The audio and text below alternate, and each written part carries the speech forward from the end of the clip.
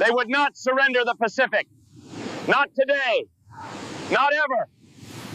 At 6:47 a.m. on June 6, 1944, 3 Japanese destroyers were closing in on a single American submarine with one mission: kill it before it kills again. The submarine's captain, Commander Samuel Dealey, was 37 years old. 5 war patrols, 18 enemy ships destroyed, and he was about to do something that every naval officer in the Pacific thought was insane. He was going to charge straight at those destroyers. Not run, not hide.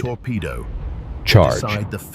In the next 4 days, this one man would sink more Japanese destroyers than the entire U.S. submarine force had sunk in the previous 2.5 years of war. The Imperial Japanese Navy would be so shocked, so terrified, that they would make a decision that would change the entire outcome of the Battle of the Philippine Sea. But here's the crazy part. Samuel Dealey wasn't supposed to be a hero. He was just a guy from Dallas, Texas, who loved fishing and hated following rules. And the tactic he was about to use, the Navy had forbidden it, called it suicidal, said any captain who tried it deserved to lose his command.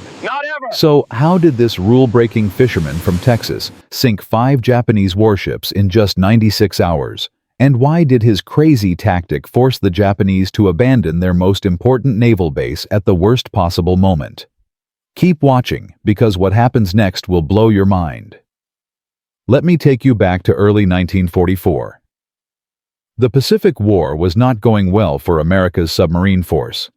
Sure, we were winning the overall war. MacArthur was island hopping. The Marines were taking back the Pacific, one bloody beach at a time.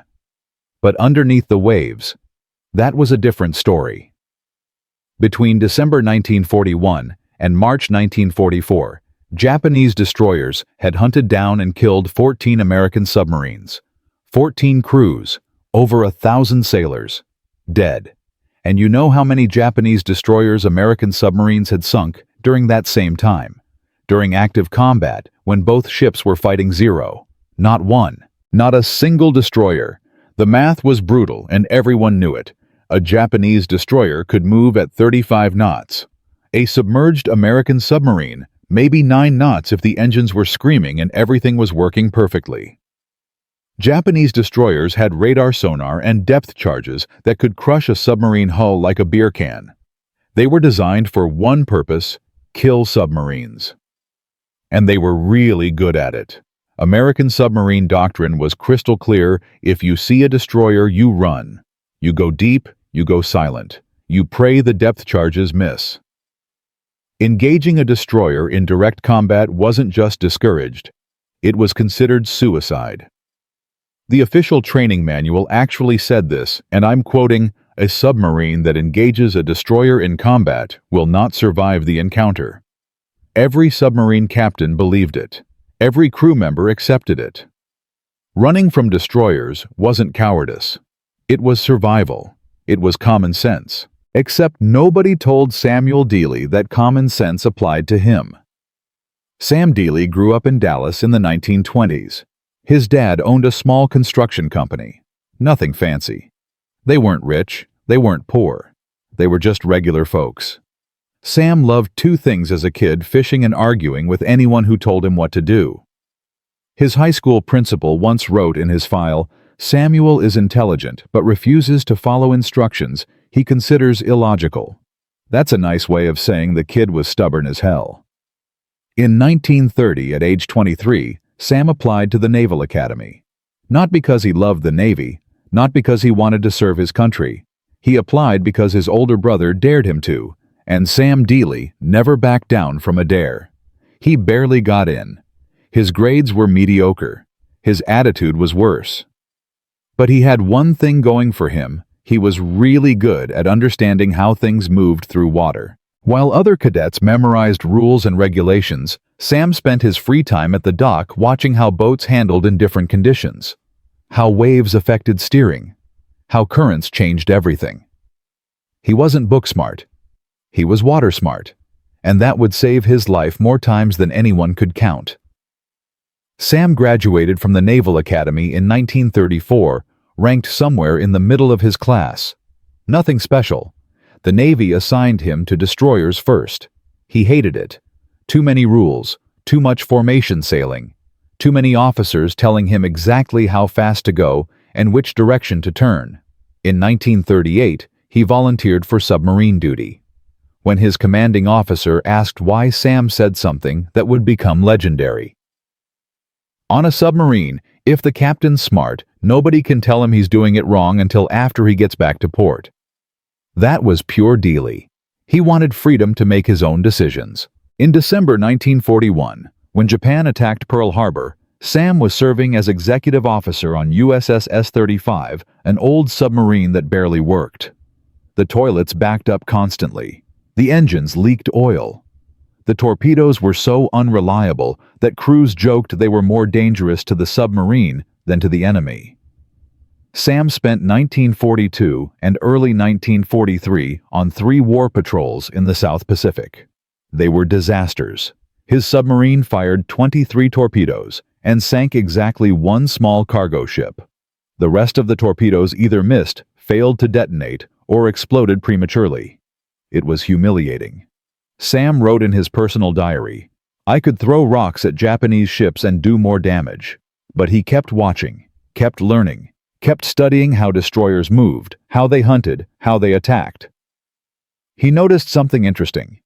Japanese destroyer captains were predictable. When they detected a submarine, they always did the same thing: speed up, close the distance, drop depth charges.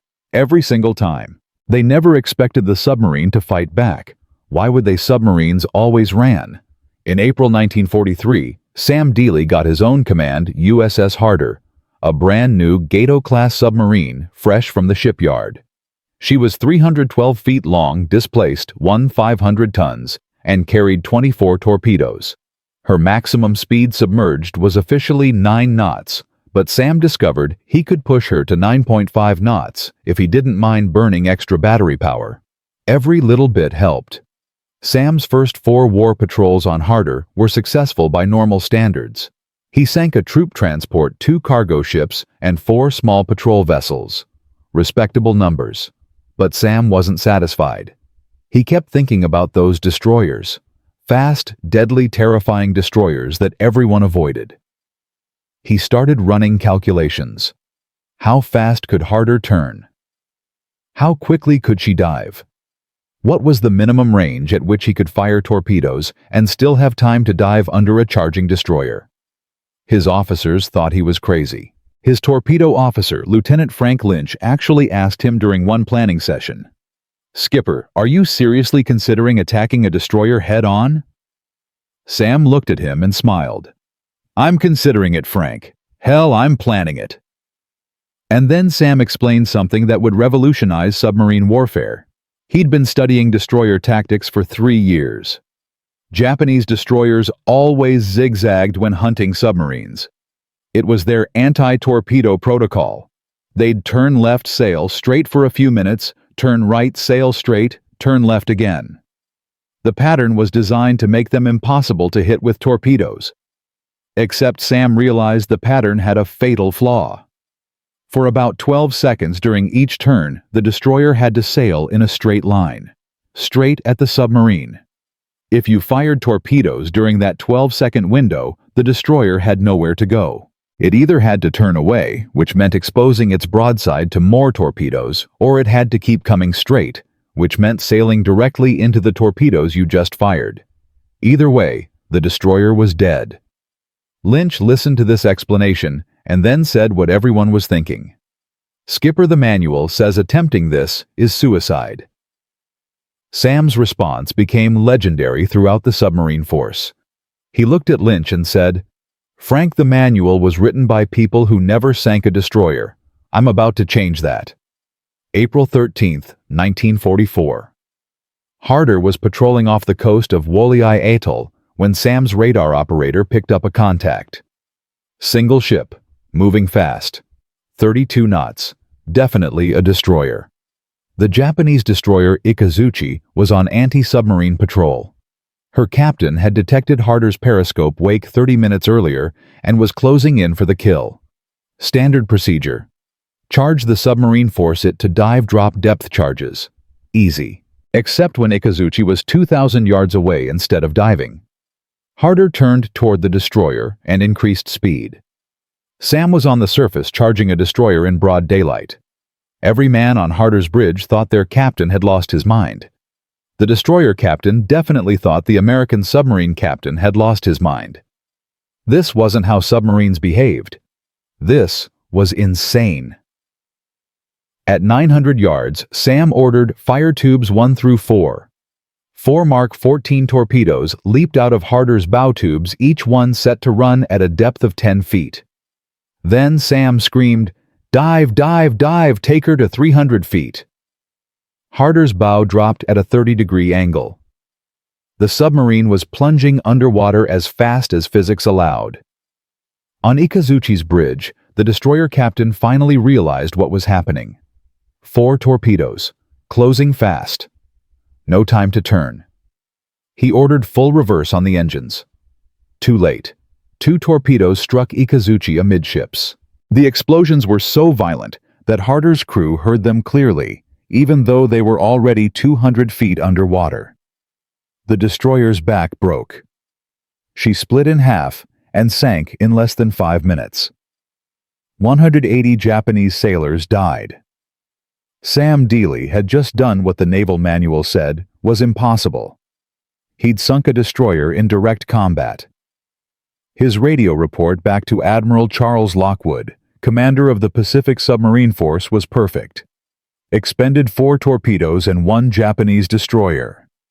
When Lockwood read that message, he laughed so hard he nearly fell out of his chair. Then he got serious. If Dealey could do this once, could he do it again? Could other captains learn this tactic? Could American submarines stop running from destroyers and start hunting them? Lockwood sent back a single message: confirm tactic and repeat if possible. Sam didn't just repeat it, he perfected it. Over the next 3 weeks, Harder sank a cargo ship, damaged a tanker, and terrorized Japanese shipping lanes across the Western Pacific. Sam was hunting, not just hunting cargo ships, hunting destroyers. He wanted another one. On May 28, 1944, Admiral Lockwood sent Harder on a special assignment.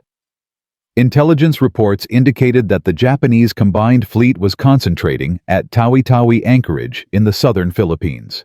This was huge. The entire Japanese Navy battleships, carriers, cruisers, destroyers, all in one place. Lockwood needed eyes on that anchorage. He needed to know exactly how many ships were there and when they planned to move. He gave Sam 2 objectives: observe and report Japanese fleet movements, and attack targets of opportunity. That last part meant, if you see something you can sink it.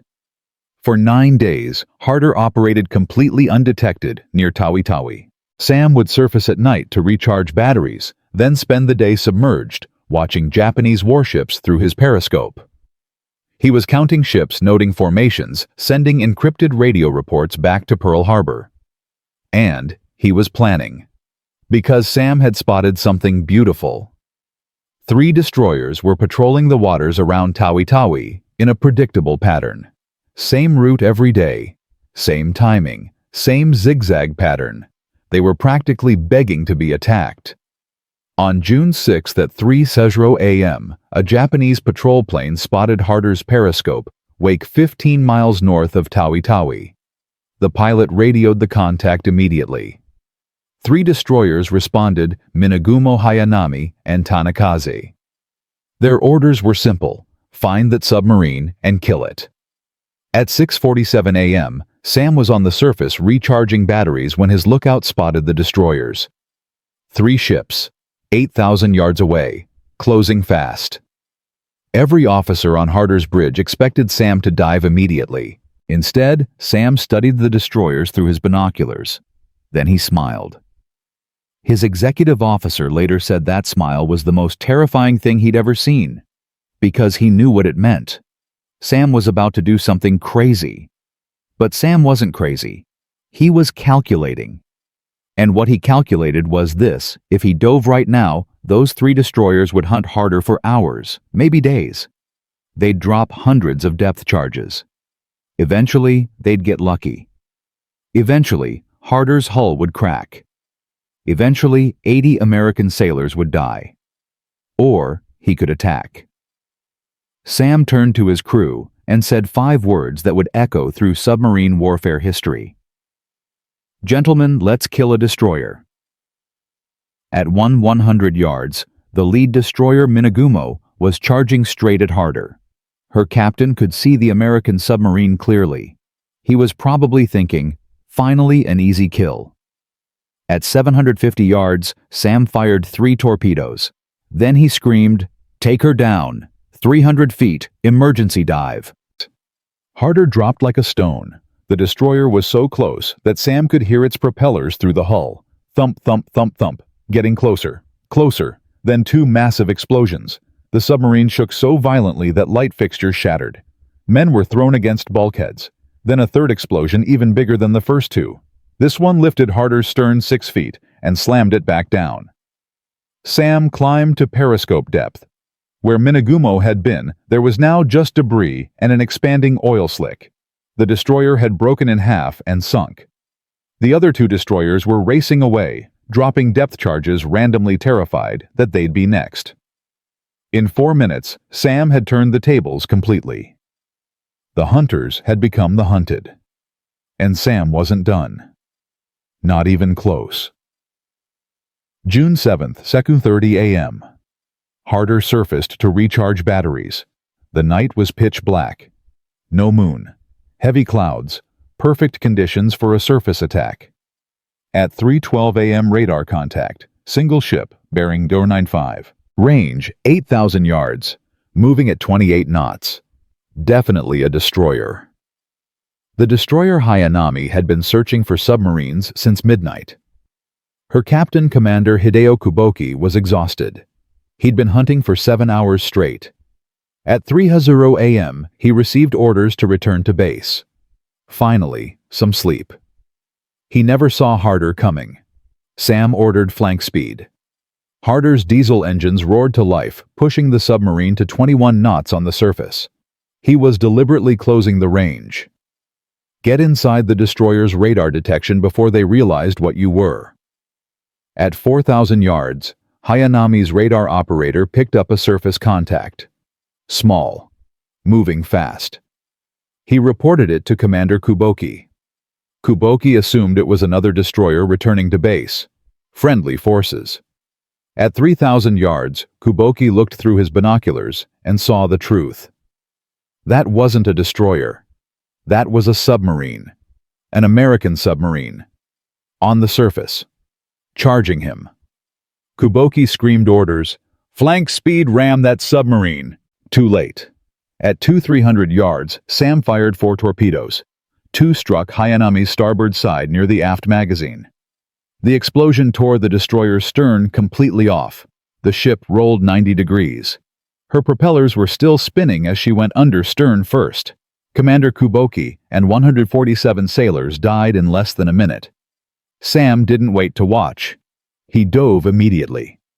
Japanese patrol planes would arrive within minutes. 2 destroyers in 24 hours. The Imperial Japanese Navy was now hunting Harder with everything they had. Admiral Suemu Toyota, Commander-in-Chief of the Japanese Combined Fleet, received the reports at his headquarters. 2 destroyers lost in 2 days. Both to the same submarine. Both while actively hunting that submarine.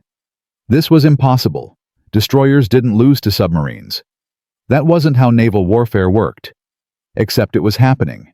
And Toyota knew if he didn't stop it, his destroyer captains would lose their nerve. He pulled 8 destroyers from convoy escort duty and organized them into hunter-killer groups.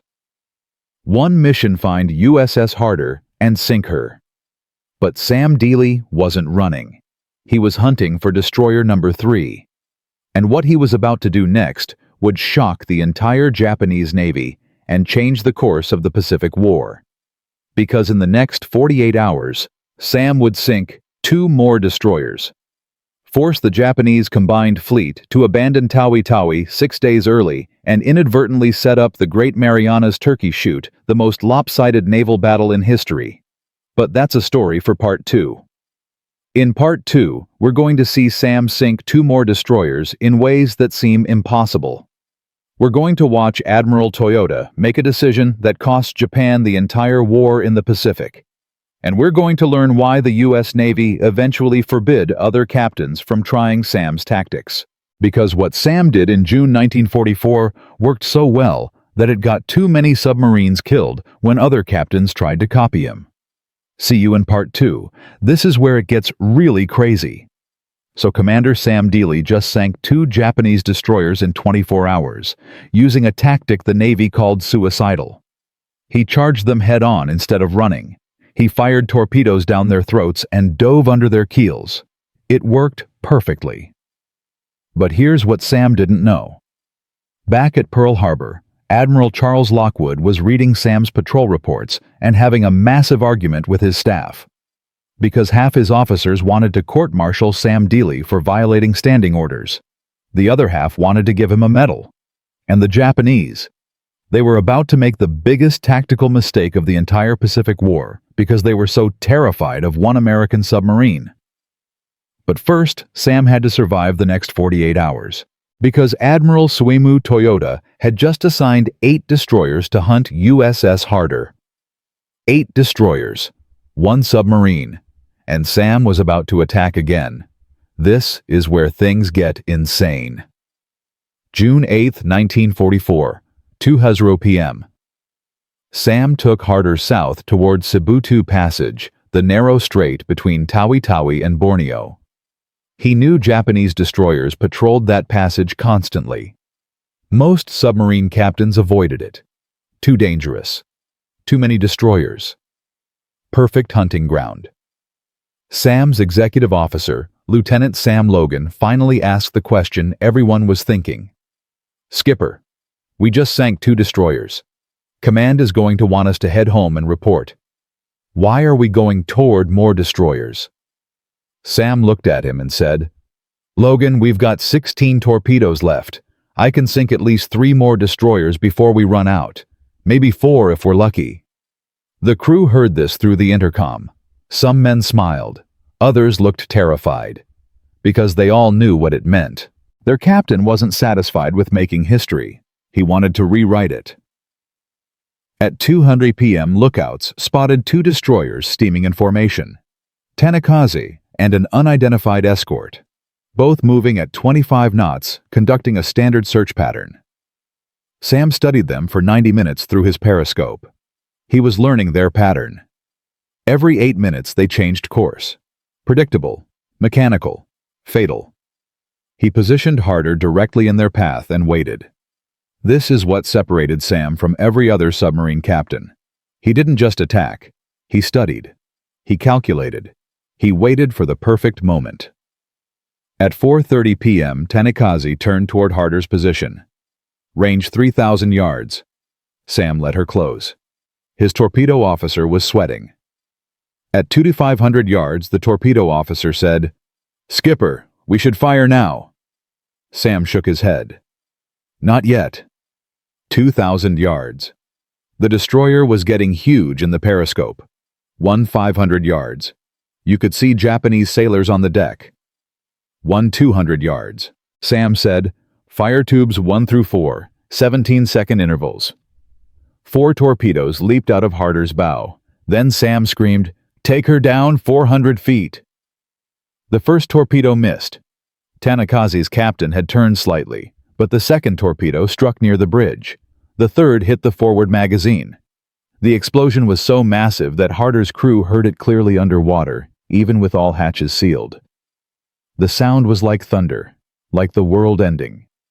Tanakaze's bow section separated from the main hull. Both pieces sank in less than 3 minutes. 180 more Japanese sailors dead. The escort destroyer immediately turned and charged Harder's position, dropping depth charges as she came. 23 depth charges in 10 minutes. The lights went out. Emergency lighting kicked in. Hull plates groaned. A pipe burst in the forward torpedo room. But none of the depth charges hit close enough to cause critical damage. After 40 minutes, the destroyer gave up and withdrew. She'd run out of depth charges. 3 destroyers in 3 days. Sam surfaced that night to recharge batteries and sent a radio message to Admiral Lockwood. Expended 4 more torpedoes and 1 more destroyer, continuing patrol. At Pearl Harbor, Admiral Lockwood read that message at 6:00 a.m. on June 9th. Then he called an emergency meeting with his staff. Commander Richard Vosges, Lockwood's operations officer, spoke first. Admiral Dealey is violating every doctrine we have. Down-the-throat attacks are specifically prohibited in the Submarine Warfare Manual. If other captains start trying this and fail, we're going to lose submarines. Captain James Fife, another staff officer, interrupted. But Dick, he's not failing. He's sunk 3 destroyers in 3 days. 3. The entire submarine force has sunk maybe 20 destroyers in 3 years of war. Vosges shot back. Because we don't attack destroyers, we avoid them. That's how submarines survive. Dealey is getting lucky. Eventually his luck will run out, and we'll lose Harder and 80 men. Lockwood listened to both sides. Then he made a decision that would change submarine warfare forever. He said, "Gentlemen, I don't care if it's in the manual or not. If Dealey can sink destroyers, I want every captain in the Pacific to learn how he's doing it. The Japanese have 63 destroyers. If we can sink even half of them, we cripple their entire convoy system." Vosges tried again. "Admiral, with respect, we should wait until Dealey returns and interview him about his tactics. We need to understand exactly how he's doing this before we authorize other captains to try." Lockwood nodded. "Agreed. When Harder returns, Dealey will train every submarine captain in the Pacific. But right now, I want him to sink as many destroyers as he possibly can." The meeting ended. Lockwood sent a coded message to Harder. "Continue current operations. Engage destroyers at your discretion. All restrictions lifted. Ball." When Sam received that message, he smiled. Then he turned to his crew and said, "Boys, we just got permission to do what we've been doing. Let's go find destroyer number 4. June 9th, 5:00 a.m. Sam took Harder to periscope depth 12 miles southwest of Tawi-Tawi. What he saw made every man in the conning tower hold their breath. Dead ahead, 4 Japanese destroyers steaming in line abreast formation. They were actively searching for submarines. Their sonar was pinging so loud that Harder's sound operator could hear it without headphones. This wasn't a random patrol. This was a hunter-killer group. Admiral Toyota had organized these 4 destroyers with one mission: find USS Harder and destroy her. They knew approximately where Harder was operating. They knew Sam's tactics. They were ready. Sam had 8 torpedoes remaining. 4 destroyers meant he'd get maybe 2 shots before they overwhelmed him. His executive officer whispered, "Skipper, recommend we withdraw. We can't fight 4 destroyers." Sam studied the formation through his periscope. The lead destroyer was zigzagging aggressively. The second destroyer was maintaining a steady course. That was his target. He said quietly, "Logan, I'm not fighting 4 destroyers. I'm fighting 1 destroyer while 3 others watch. Big difference." At 6:12 a.m., the second destroyer turned directly toward Harder's position, range 4,000 yards. Sam waited. His crew was silent. The only sound was the sonar pinging. Ping, ping, ping. Getting louder, getting closer. 3,000 yards. Sam's hand was on the firing trigger. 2 500 yards. The torpedo officer was ready. 1 800 yards. Sam said, "Fire tubes 1, 2, and 3. 3 torpedoes, not 4. Sam was conserving ammunition. All 3 struck the destroyer's port side within 5 seconds of each other. The ship exploded so violently that debris flew 300 feet into the air. The blast wave was so powerful that Harder rocked sideways even though she was 500 yards away and underwater. The destroyer rolled over and sank in 90 seconds. The other 3 destroyers immediately converged on Harder's position. Sam took her deep, 500 feet, way below her design depth. The hull groaned. Rivets popped. Depth charges began exploding overhead. 23 in the first 10 minutes. Each explosion sounded like a sledgehammer hitting the hull. The lights went out. Emergency lighting kicked in. A gauge shattered spraying glass across the control room. A pipe burst, spraying seawater. Men worked in silence repairing damage, while the world exploded around them. For 2 hours, the destroyers hunted harder. They dropped 47 depth charges total. Most exploded too shallow or too far away. But 3 came close enough to crack gauge glass and spring minor leaks. Finally, the destroyers withdrew. They'd exhausted their depth charge supply. Sam climbed to periscope depth. The destroyers were gone. 4 destroyers sunk in 4 days, the most successful anti-destroyer patrol in submarine warfare history. But Sam wasn't thinking about his success. He was thinking about fuel. Harder had burned through 60% of her diesel reserves. She had maybe 3 days before she'd have to withdraw to Fremantle, and he still had 5 torpedoes left. At Tawi-Tawi anchorage, Admiral Jisaburo Ozawa, commander of the Japanese Mobile Fleet, received reports of the attacks at 2:00 p.m. on June 9th. 4 destroyers lost, 1 submarine. He called an emergency meeting with his staff. Captain Toshikazu Ome Ozawa's chief of staff laid out the situation. Admiral USS Harder has penetrated our defensive screen repeatedly. She's operating with complete freedom around Tawi-Tawi. If one American submarine can do this, others will follow. The anchorage is compromised. Ozawa studied the map. Tawi-Tawi was supposed to be safe, hidden, protected by destroyer patrols and air cover. But Harder had proven it wasn't safe at all.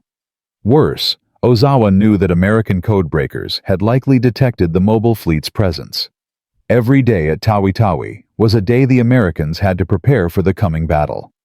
Captain Omai continued, "Sir, I recommend we depart Tawi-Tawi immediately. Operation AGO requires the mobile fleet to intercept the American invasion force near the Marianas.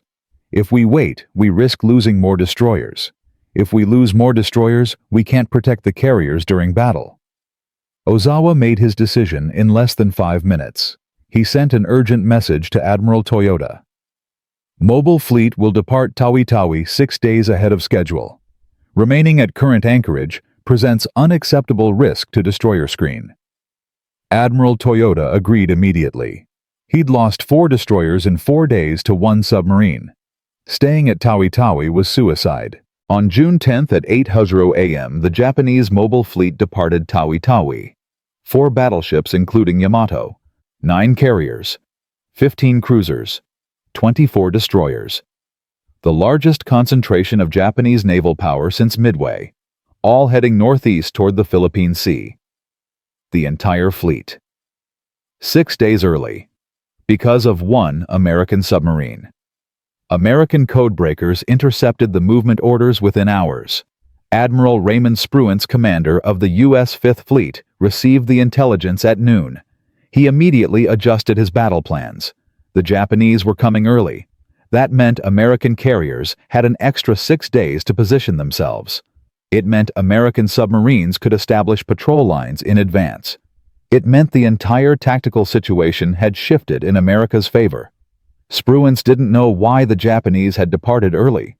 He wouldn't learn about Harder's role until after the war, but he knew opportunity when he saw it. He repositioned Task Force 58, the main carrier striking force, to intercept the Japanese fleet near the Mariana Islands. The stage was set for what would become the Battle of the Philippine Sea, the Great Marianas Turkey Shoot, the most lopsided carrier battle in history. And it happened because Sam Dealey scared the Japanese so badly that they abandoned their base 6 days early. But Sam knew none of this. On June 10th at 4:30 p.m., he spotted 2 more destroyers patrolling north of Sibutu Passage. Both were moving at high speed, conducting an aggressive search pattern. Sam had 5 torpedoes remaining, enough for 1 more attack. He positioned Harder for a down-the-throat shot on the lead destroyer. At 5:15 p.m., he fired 3 torpedoes. 1 struck near the bow. The destroyer slowed, but didn't sink. The second destroyer immediately charged Harder's position. Sam fired his last 2 torpedoes.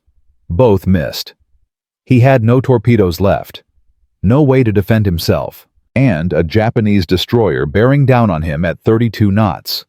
Sam ordered emergency deep. Harder's diving planes bit hard, pushing the submarine down at maximum angle. 300 feet. 400 feet. 500 feet. The destroyer passed directly overhead. Her propellers churned the water so loudly that Harder's crew could hear the blades through the hull. Then the depth charges started. 6 in a tight pattern.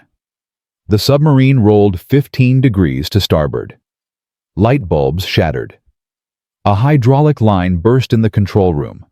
Another pattern dropped 2 minutes later. Closer. The explosions lifted Harder's stern and slammed it back down. Cork insulation rained from the overhead. For 90 minutes, the destroyer hunted Harder. 42 depth charges. Most exploded too shallow or too far away. But 3 came close enough to crack gauge glass and spring minor leaks. Sam kept Harder at 500 feet, moving at 2 knots, making as little noise as possible. Finally, at 7:00 p.m., the destroyer withdrew. She'd exhausted her depth charge supply. Sam waited another hour before surfacing. The ocean was empty. No destroyers, no patrol planes, just darkness and diesel engines.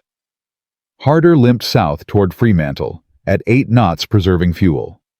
She arrived on June 26th after a 17-day patrol. The moment Harder tied up at the pier, Admiral Lockwood was waiting. He'd been tracking Sam's patrol reports via radio intercepts. 5 destroyers attacked, 4 confirmed sunk, 1 damaged, in 12 days. Lockwood didn't say anything at first. He just walked up the gangway onto Harder's deck and shook Sam's hand. Then he said, "Commander, you just changed submarine warfare forever.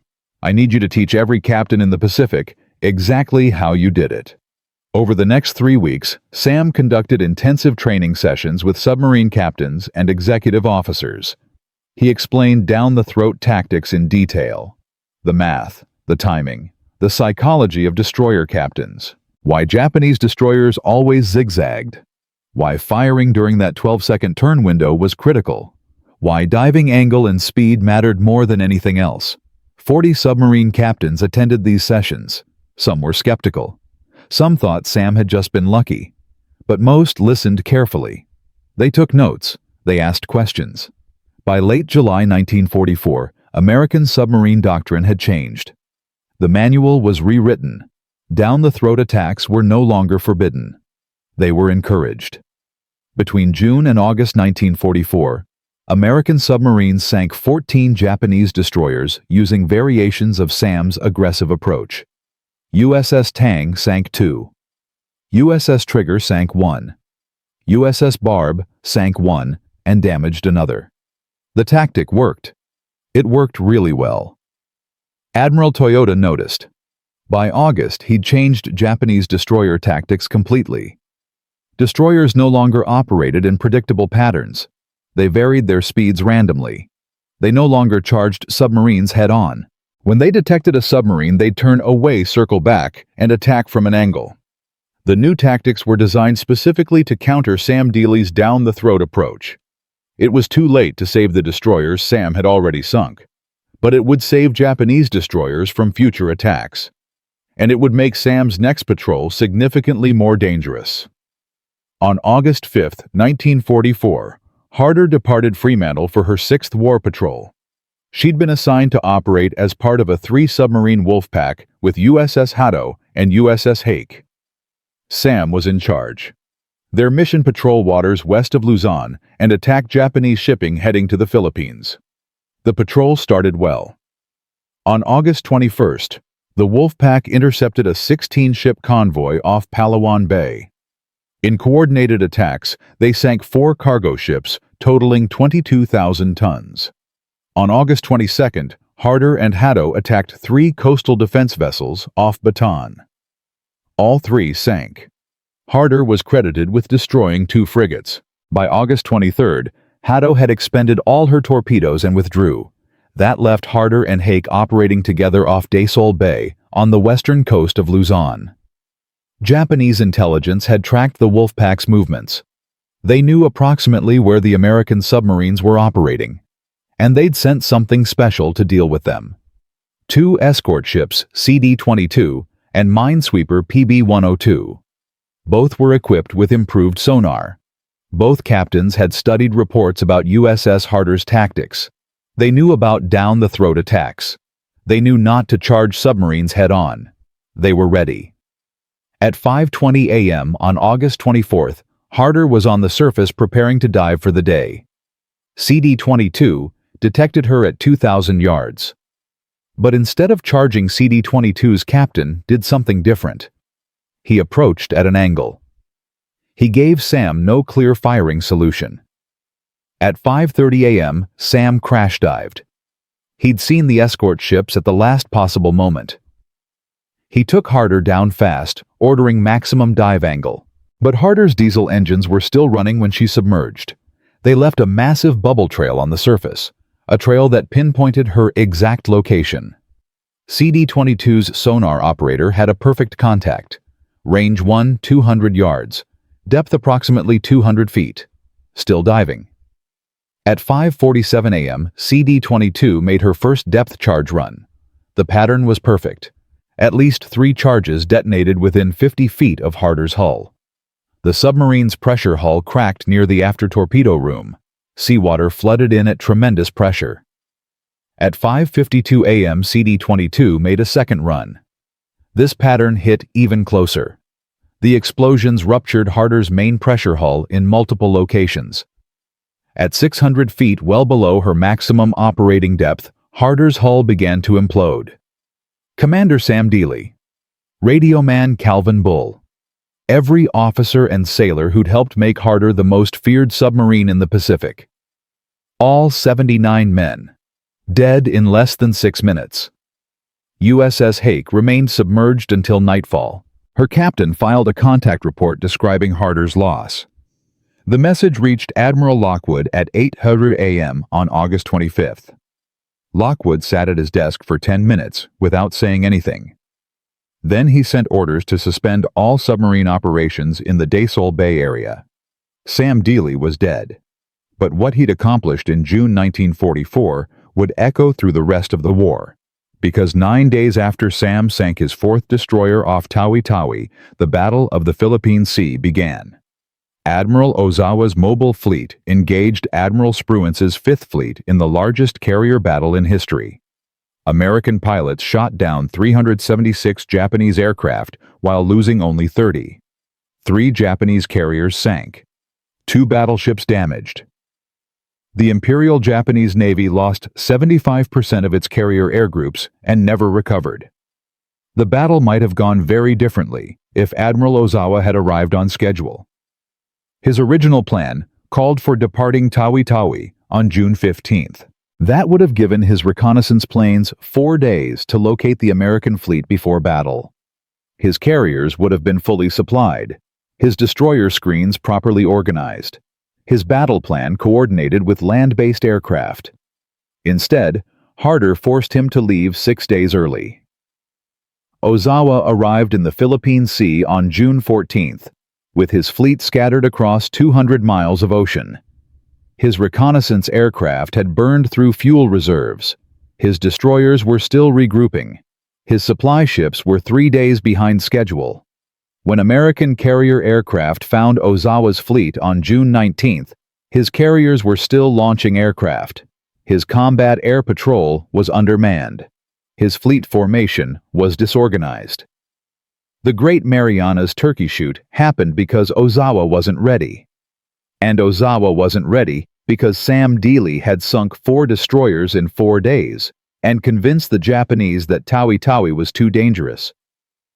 Admiral Lockwood understood this immediately. In his memoir, he wrote that Harder's 5th Patrol was the most strategically important submarine operation of the Pacific War. 4 destroyers sunk forced the mobile fleet to depart early. And that early departure meant the entire Japanese battle plan collapsed before the first shot was fired. But there's more to this story. Because Sam's tactics didn't just win one battle, they changed how America fought the entire submarine war.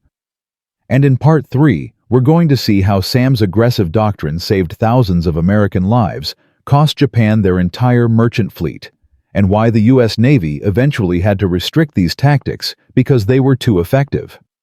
We're also going to learn about the underwater explorers who found Harder's wreck 80 years later and what they discovered that shocked everyone. This story isn't over, not even close.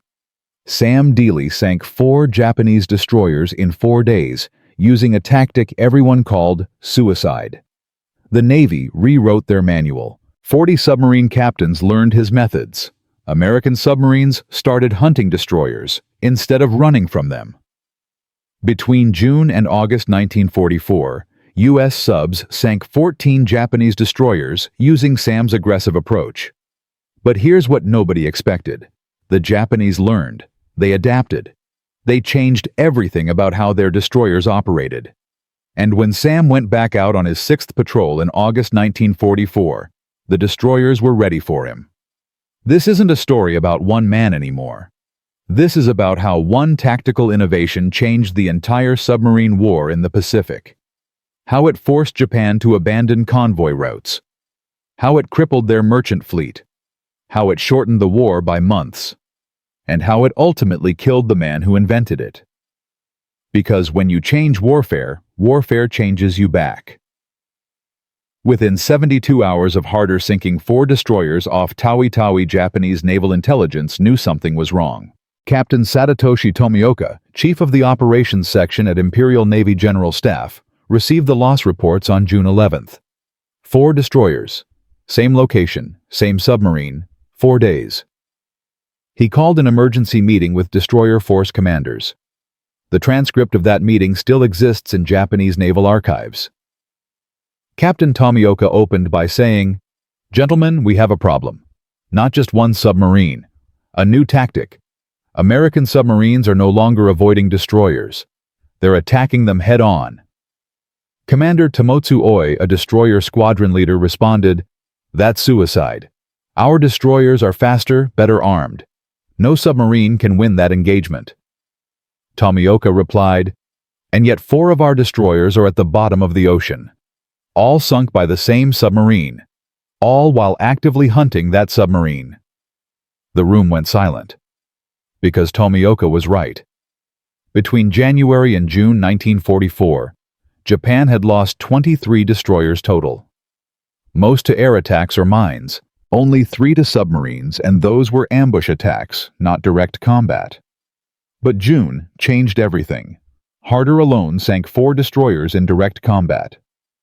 Then other American submarines started copying the tactic.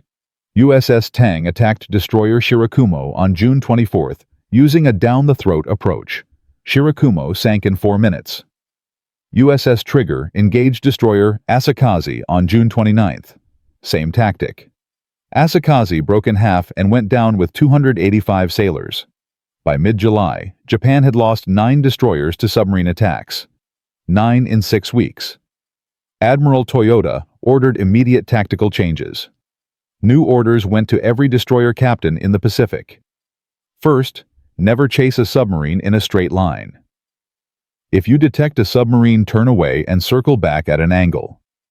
Second, vary your speed constantly. Don't maintain predictable patterns. Third, when dropping depth charges, use random intervals. Make submarines guess where the next attack will come. Fourth, operate in groups of 3 or more. Never patrol alone. The new tactics worked. On July 18th, USS Robalo attempted a down-the-throat attack on destroyer Sazanami. But Sazanami's captain had read the new orders. Instead of charging straight, he turned away sharply. Robalo's torpedoes missed. Sazanami circled back and depth-charged Robalo for 3 hours. The submarine never surfaced. All 81 crew members died. American submarine losses started climbing.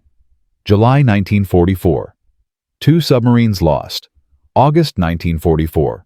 4 submarines lost. September 1944. 3 submarines lost. The down-the-throat tactic still worked, but the success rate dropped from 63% to 38%. More American submarines were dying, but they were still sinking Japanese destroyers faster than Japan could replace them. and that was crushing Japan's ability to protect their convoys. But there was another problem. A problem nobody at the Navy Department anticipated.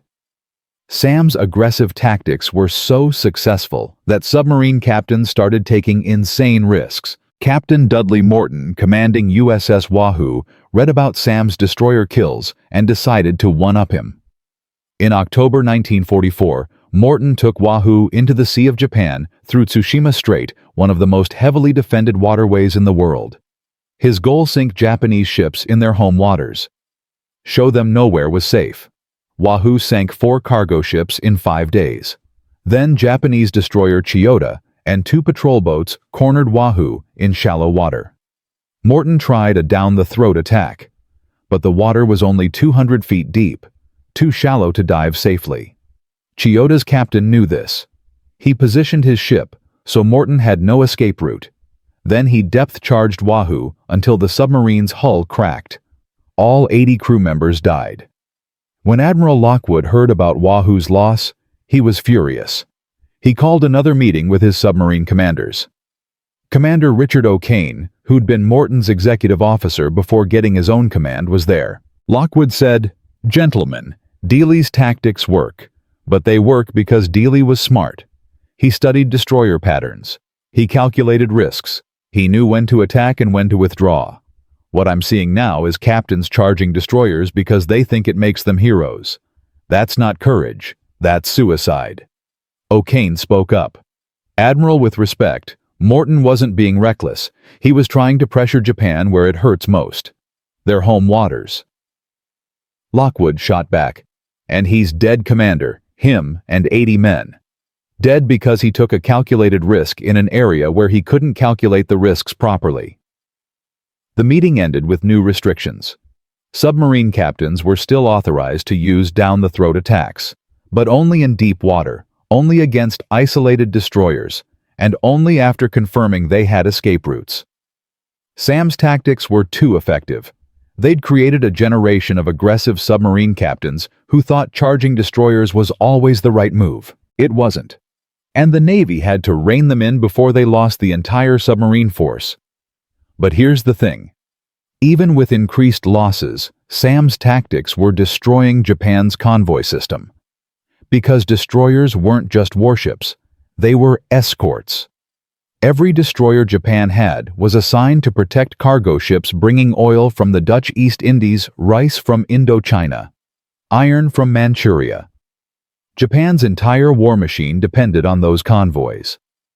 Between January and May 1944, before Sam's destroyer hunting tactics became widespread, American submarines sank an average of 52 Japanese cargo ships per month. Between June and December 1944, after Sam's tactics became standard doctrine, American submarines sank an average of 89 Japanese cargo ships per month, a 71% increase. Why? Because Japanese destroyers stopped aggressively hunting submarines. They became defensive. They stayed close to the convoys they were protecting. They avoided situations where submarines could ambush them, and that gave American submarines freedom. Freedom to position themselves along convoy routes. Freedom to attack cargo ships without worrying about destroyers charging them. Freedom to sink Japan's merchant fleet one ship at a time. By December 1944, Japan had lost 62% of the merchant tonnage they started the war with. Their factories were shutting down for lack of raw materials. Their cities were starving. The home islands were running out of fuel. And it was all because Sam Dealey scared Japanese destroyers so badly that they stopped doing their job. October 24, 1944. Philippine Sea. USS Tang, commanded by Richard O'Kane, was hunting a Japanese convoy northwest of Formosa. 7 cargo ships, 4 destroyer escorts. Standard formation. O'Kane had sunk 23 ships on previous patrols. He was one of the most aggressive submarine captains in the Pacific. He'd studied Sam's tactics extensively, learned every detail, and tonight he was going to put everything he learned into practice. At 11:47 p.m., Tang surfaced 6,000 yards from the convoy. O'Kane could see the cargo ships silhouetted against the moonlight. Beautiful targets. But those 4 destroyers were a problem. They were patrolling aggressively, zigzagging between the cargo ships. O'Kane positioned Tang to attack from the convoy's rear. If he could sink the trailing cargo ships first, the destroyers at the front wouldn't detect him until too late. At 11:58 p.m., Tang fired 4 torpedoes at 2 cargo ships. The first torpedo struck cargo ship Joshu Maru amidships. The explosion was massive. The ship was carrying aviation fuel. The fireball lit up the entire convoy. The second and third torpedoes hit cargo ship Eho Maru. She broke in half and started sinking immediately. The fourth torpedo hit Joshu Maru again. She rolled over and went down in less than 3 minutes. 2 ships sunk in 90 seconds. The convoy erupted in chaos. Cargo ships scattered. Destroyers turned toward Tang's position. O'Kane ordered, "Dive to 400 feet emergency speed." Tang dropped fast. 1 destroyer passed overhead, dropping depth charges randomly. The charges exploded too far away to cause damage. O'Kane waited 40 minutes. Then he surfaced behind the convoy again. The remaining cargo ships had regrouped. The destroyers were still searching for Tang, but they were searching in the wrong direction. At 1:23 a.m., O'Kane fired 4 more torpedoes. 3 hit cargo ship Ton Maru. She exploded so violently that debris rained down on the other ships. The convoy was completely disorganized now. Destroyers were racing around, dropping depth charges at random. Cargo ships were trying to flee in different directions. It was chaos. O'Kane fired his last 6 torpedoes in a spread pattern. 4 hit targets. Cargo ship Matsumoto Maru sank. Cargo ship Taikoku Maru sank. 6 cargo ships destroyed in less than 2 hours. Over 30,000 tons of Japanese supplies at the bottom of the ocean. The destroyers never got close enough to threaten Tang, because they were too busy trying to rescue survivors and avoid torpedoes. This was Sam's legacy playing out perfectly. Aggressive tactics, precise targeting, absolute destruction. But then something went wrong. Tang's last torpedo malfunctioned. Instead of running straight, it curved hard left, turned in a complete circle, and slammed into Tang's stern. The explosion killed everyone in the aft torpedo room instantly. Seawater flooded in. Tang was sinking. O'Kane screamed, "Surface! Blow all tanks!" The submarine fought to surface. Her bow broke through the waves, but her stern was dragging her down. 30 seconds later, Tang slipped backward into the ocean and sank in 180 feet of water. 8 men escaped from the conning tower before the submarine went down. O'Kane was one of them. 73 crew members died. O'Kane and the 7 survivors spent 15 hours in the water before a Japanese destroyer picked them up. They became prisoners of war for the remaining 10 months of the war. When O'Kane returned to the United States in September 1945, he was awarded the Medal of Honor for that patrol. 6 ships sunk. But the cost was catastrophic, because Tang was one of the best submarines in the Pacific.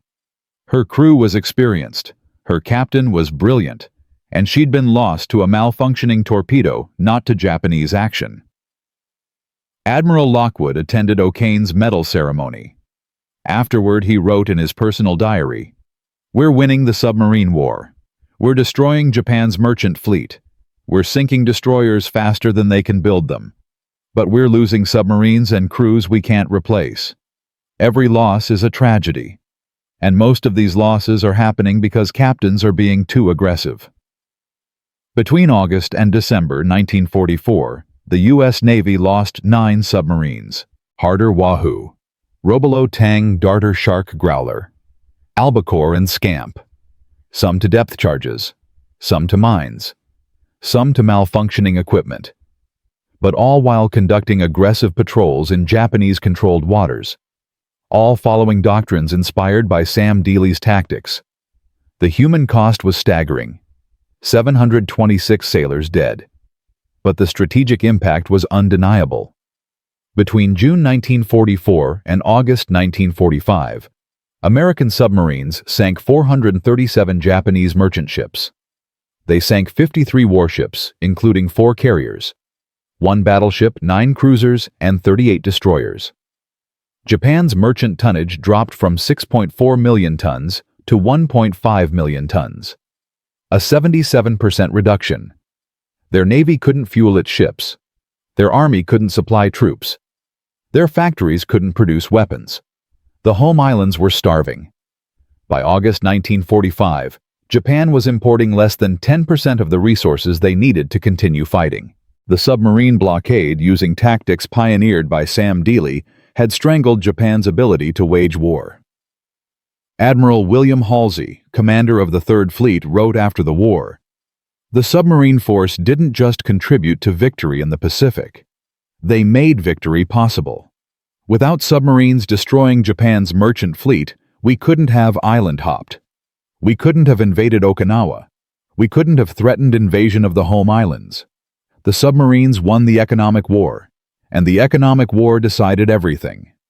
The numbers support this. American submarines represented less than 2% of U.S. Navy personnel, but they sank 55% of all Japanese ships destroyed during the war. They accounted for 30% of all Japanese naval vessel losses, and they did it while suffering the highest casualty rate of any branch of the U.S. military. 22% of submariners who served in World War II died.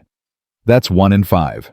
Those odds were worse than being a bomber crew over Germany, worse than being a Marine at Iwo Jima, worse than almost any combat role in the entire war. But they kept volunteering, kept sailing, kept fighting. Because Sam Dealey had shown them that submarines could hunt, not hide, not evade. Hunt.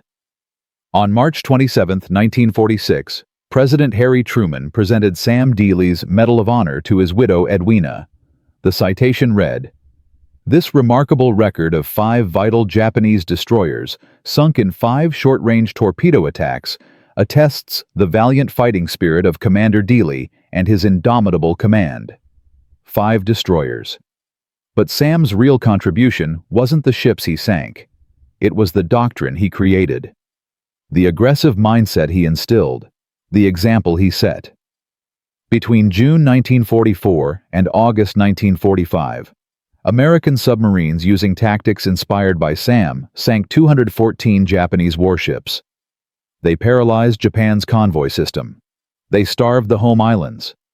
They shortened the war by an estimated 6 months. 6 months meant fewer battles, fewer casualties, fewer deaths on both sides.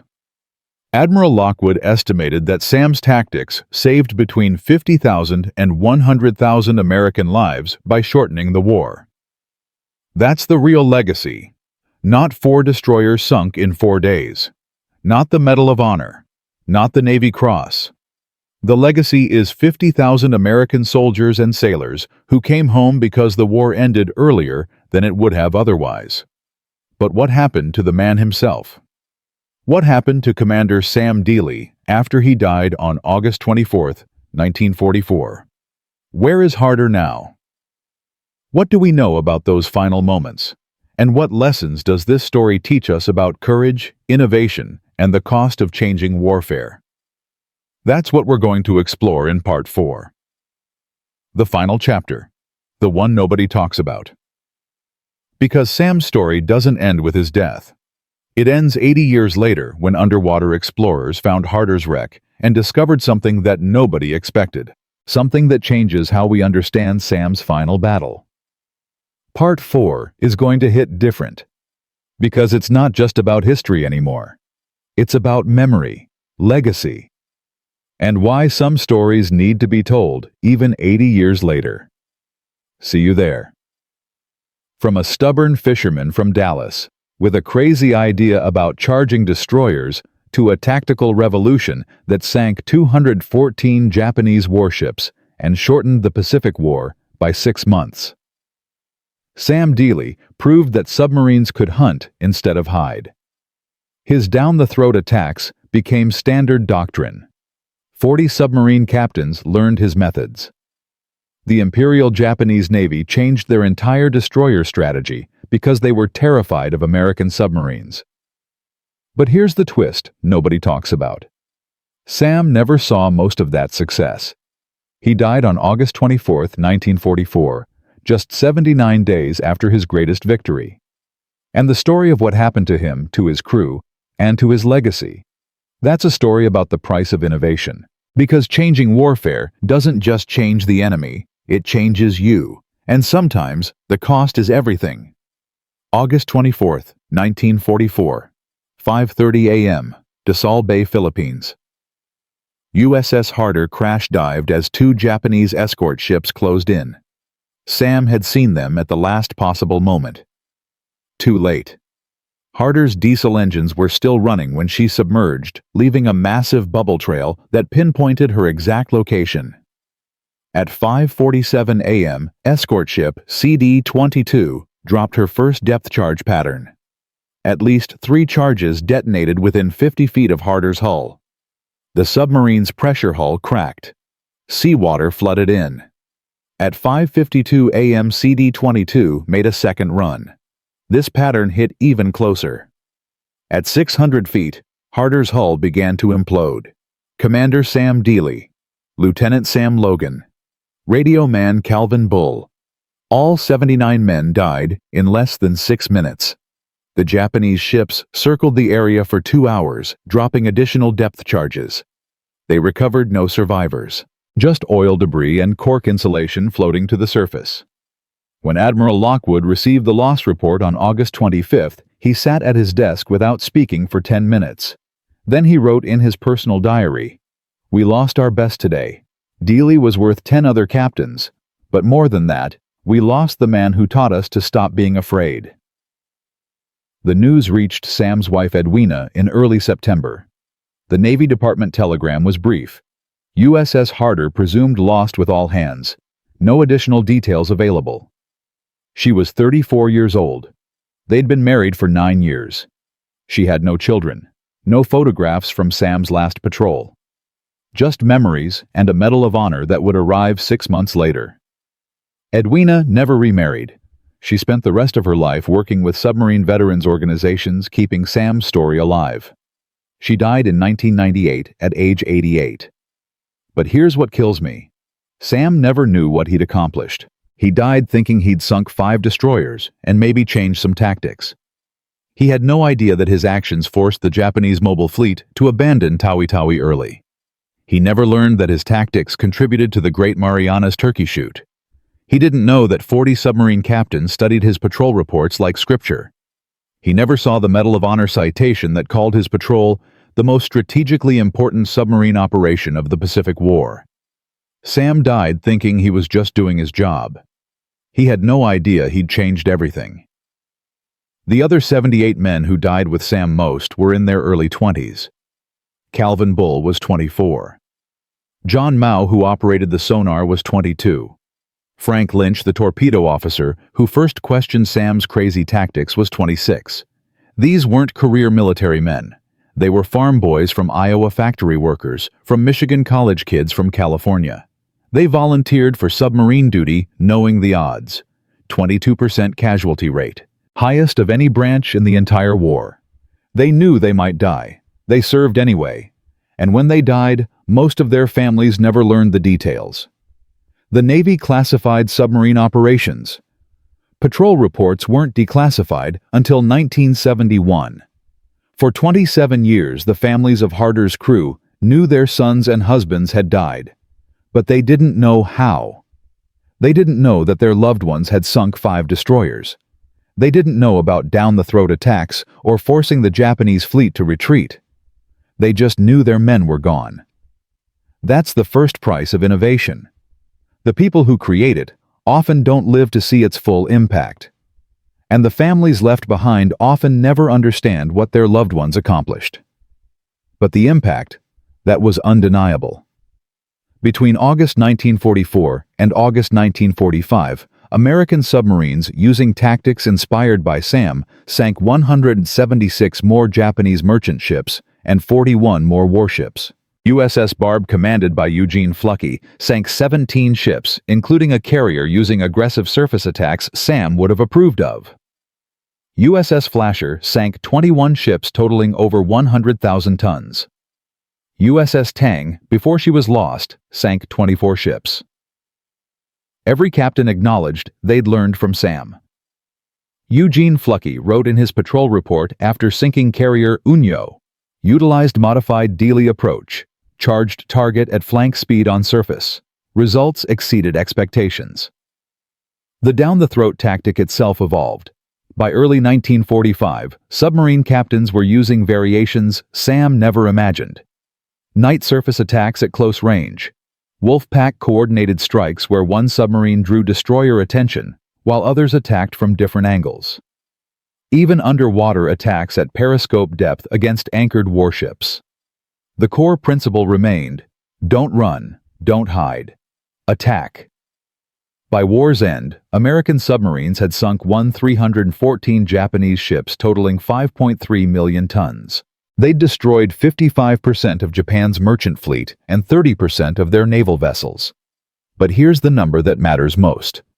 Admiral Lockwood estimated after the war that aggressive submarine tactics pioneered by Sam Dealey shortened the Pacific War by approximately 6 months.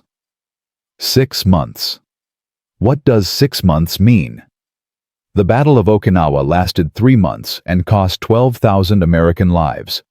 The planned invasion of Japan was projected to cost between 500,000 and 1 million American casualties. If the war had lasted 6 months longer, how many more battles would there have been? How many more Marines storming beaches? How many more bomber crews shot down? How many more sailors dying when kamikaze planes hit their ships? Conservative estimates suggest that shortening the war by 6 months saved between 50,000 and 75,000 American lives, and prevented between 200,000 and 300,000 Japanese military and civilian deaths. That's Sam's real legacy. Not 5 destroyers sunk. Not the Medal of Honor. Not even the Tactical Revolution. The legacy is 50,000 to 75,000 people who came home because the war ended sooner than it would have otherwise. Young men who got to meet their children. Women who didn't become widows. Parents who didn't lose their sons. That's what Sam bought with his life and the lives of his 79 crew members. But Disan Thuksu Kongnam Ohun Chung. The real legacy isn't about medals. After World War II ended, the U.S. Navy studied every submarine patrol extensively. They wanted to understand what worked and what didn't. The final report, published in 1947, dedicated an entire chapter to aggressive tactics. The conclusion was fascinating. Down-the-throat attacks worked when 3 conditions were met. First, deep water. You needed at least 400 feet to dive safely under a destroyer. Second, experienced crew. The tactic required split-second timing and perfect coordination. Third, escape routes. You needed a way out if the attack failed. When all 3 conditions existed, the success rate was 68%. When any condition was missing, the success rate dropped to 31%. The Navy incorporated these findings into post-war submarine doctrine. But here's what's interesting. The Cold War changed everything. By the 1950s, submarines were nuclear-powered. They could stay submerged for months.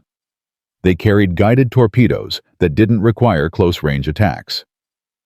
The tactical situation Sam had navigated diesel submarines hunting surface warships in open water became obsolete. Except the principle didn't become obsolete. The idea that submarines should be aggressive, should hunt enemy warships, should take calculated risks that became permanent doctrine. Modern U.S. submarines are designed around aggressive tactics. They're faster than surface ships. Their torpedoes are more accurate than Sam could have imagined. But the mindset is the same. Don't wait for the enemy to come to you. Go find them. Attack first. Win decisively. That's Sam's legacy in modern naval warfare. During the Vietnam War, American submarines conducted surveillance missions in North Vietnamese waters using aggressive penetration tactics. During the Cold War, U.S. submarines tracked Soviet ballistic missile submarines, sometimes following them for weeks without detection. During the Gulf War and subsequent conflicts, submarines launched Tomahawk cruise missiles at land targets operating close to enemy coastlines. All of these operations required the same aggressive mindset Sam pioneered. Get close, take risks, complete the mission. Retired Admiral James Osborne, who commanded submarine forces in the Pacific from 2001 to 2003, wrote in his memoir, "Every submarine officer learns about Dealey. Not because we're going to charge destroyers, we're not, but because Dealey represents the mindset that wins wars. You don't win by playing it safe. You win by being smarter and more aggressive than your enemy." That's how Sam's tactics influenced modern warfare. Not through specific techniques, through mindset, but by Huk Lon Nyut Hom 5A Kitwet. The biggest lesson isn't about technique, it's about innovation. Think about Sam's story from the beginning. He was a mid-level officer, not a genius, not from a famous family, just a stubborn guy from Dallas who liked fishing and hated being told what to do. He looked at a problem: destroyers killing submarines, and asked a question nobody else asked. What if we attacked them instead? Everyone said it was crazy. The manual said it was suicide. Senior officers said it violated doctrine. And Sam said, "I'm going to try it anyway." That's the lesson. Innovation doesn't come from committees or think tanks or official doctrine. It comes from individuals who see problems differently and have the courage to test their ideas even when everyone says they're wrong. World War II is full of examples like this. British engineer Barnes Wallis designed bouncing bombs to destroy German dams. Everyone said it was impossible. He tested it anyway. The Dam Busters raid destroyed 3 dams and flooded the Ruhr Valley. American engineer Robert Goddard designed liquid fuel rockets in the 1920s. The New York Times called his ideas absurd. Germany used his principles to build V-2 rockets.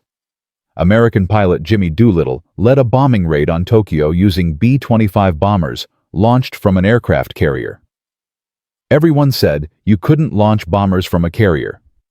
They did it anyway and changed the psychological course of the war. The pattern is always the same. Someone has a crazy idea. Experts say it won't work. The person tests it anyway. It works. Doctrine changes. Warfare evolves. But here's the hard part. For every Sam Dealey whose crazy idea worked, there were probably 10 submarine captains whose crazy ideas got them killed. For every Barnes Wallis whose bouncing bomb succeeded, there were dozens of engineers whose inventions failed. Innovation requires courage, but it also requires luck. Being right at the right time with the right resources. Sam was lucky. He had a new submarine with working torpedoes. He had a skilled crew. He operated in an area where Japanese destroyer tactics were predictable. If any of those factors had been different, Sam might have died on his first down-the-throat attack, and nobody would remember his name. That's the uncomfortable truth about innovation. Success often depends on factors beyond the innovator's control. But here's why Sam's story still matters. Because even though luck played a role, Sam created his own opportunity. He studied destroyer tactics for 3 years. He calculated the risks. He practiced the maneuver mentally hundreds of times before trying it. When his moment came, he was ready. That's the real lesson. Innovation isn't just about having crazy ideas. It's about preparing for the moment when your crazy idea might actually work. Vakamot chitiat kuikung mahohet mangoikombiet. And there's one final detail most people don't know. On May 22, 2024, exactly 80 years after Sam sank his first destroyer, an underwater exploration team discovered Harder's wreck. The team, led by explorer Tim Taylor and the Lost 52 project, found the submarine sitting upright on the seafloor at 3,750 feet depth, 12 miles west of Dassault Bay. The wreck is remarkably intact. The conning tower shows damage from depth charges. The forward torpedo room is collapsed, but the main pressure hull is mostly whole. The discovery brought closure to families who'd waited 8 decades for answers. But here's the detail nobody expected. When Taylor's team examined the wreck using underwater robots, they found something surprising. Harder's stern torpedo tubes were open. All 6 tubes had their outer doors open. That means Sam was preparing to fire torpedoes when CD-22 attacked. He wasn't running. He wasn't trying to escape. Even in his final moments, Sam was setting up another attack. The discovery changes how we understand Sam's last battle. For 80 years, historians assumed Harder was caught by surprise, forced to crash dive before she could fight back. But the open torpedo tubes tell a different story. Sam saw the Japanese escorts. He knew they were hunting him, and instead of diving immediately to escape, he stayed on the surface long enough to position Harder for a shot. He was going to attack, right up until the moment his engines left that bubble trail and gave away his position. That's who Sam Dealey was. Even when the smart move was to run, he was preparing to attack. Some call that bravery. Some call it recklessness. I call it conviction. Sam believed so completely in his tactics that he couldn't imagine doing anything else. That conviction killed him. But it also changed naval warfare forever. So here's what it all means. From a stubborn fisherman from Dallas with a forbidden tactic to a strategic revolution that sank 214 Japanese warships and saved 50,000 American lives. Sam Dealey proved that the best ideas often come from the people nobody expects. The mid-level officers, the rule breakers, the ones who ask, why not, instead of accepting, that's how we've always done it. He showed that courage isn't about following orders, it's about questioning orders that don't make sense and having the guts to prove you're right. And he demonstrated that changing warfare requires more than good ideas. It requires sacrifice. Sam paid with his life. So did his 79 crew members. But their sacrifice meant thousands of others survived. That's the price of innovation. Sam never lived to see his tactics adopted throughout the submarine force. He never knew he'd force the Japanese fleet to retreat early. He never learned that historians would call his patrol the most important submarine operation of the Pacific War. He died thinking he'd just done his job. But here's why his story matters 80 years later. Because we're surrounded by problems that everyone says are unsolvable. Climate change, energy shortages, political division, economic inequality. And somewhere right now, there's a person with a crazy idea about how to fix one of those problems. An idea that experts will call impossible, that committees will reject, that conventional wisdom will say can't work. Sam's story is for that person. Because sometimes the crazy idea is the right answer. Sometimes charging when everyone else runs is the winning strategy. Sometimes breaking the rules is what changes everything. On March 27, 1946, when President Truman presented Sam's Medal of Honor to his widow Edwina, he said something that stuck with her for the rest of her life. He said, "Your husband didn't just sink destroyers. He taught an entire navy to stop being afraid. That's worth more than any medal." Edwina kept that phrase with her until she died in 1998. It's engraved on Sam's headstone at Arlington National Cemetery. He taught us to stop being afraid. Because that's the ultimate legacy, not tactics, not technology, not even the 50,000 lives saved.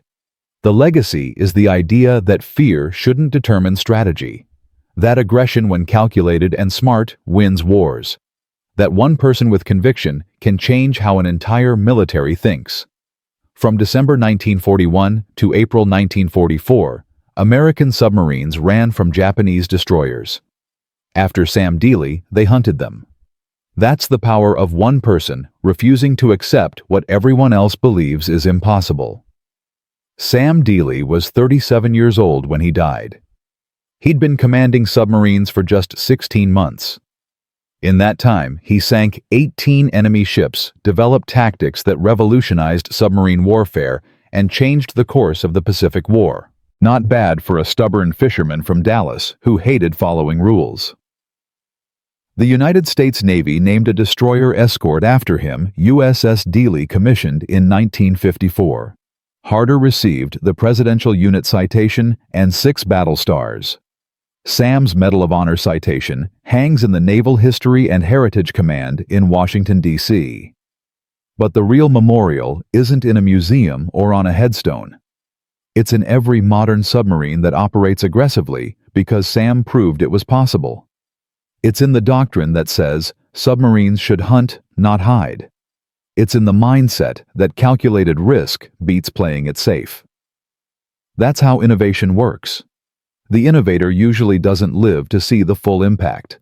But the impact echoes through decades, through generations, through the lives of people who never knew the innovator's name but benefited from their courage. Commander Samuel David Dealey, USS Harder, August 24, 1944. He charged when everyone else ran. He attacked when everyone else hid. He changed warfare when everyone else said it was impossible. And because of that, 50,000 Americans came home from a war that ended 6 months earlier than it would have otherwise. That's not just a war story. That's a story about the power of refusing to accept impossible as an answer. Remember his name. Remember his courage. And the next time someone tells you your idea is crazy, remember that sometimes crazy is exactly what changes everything.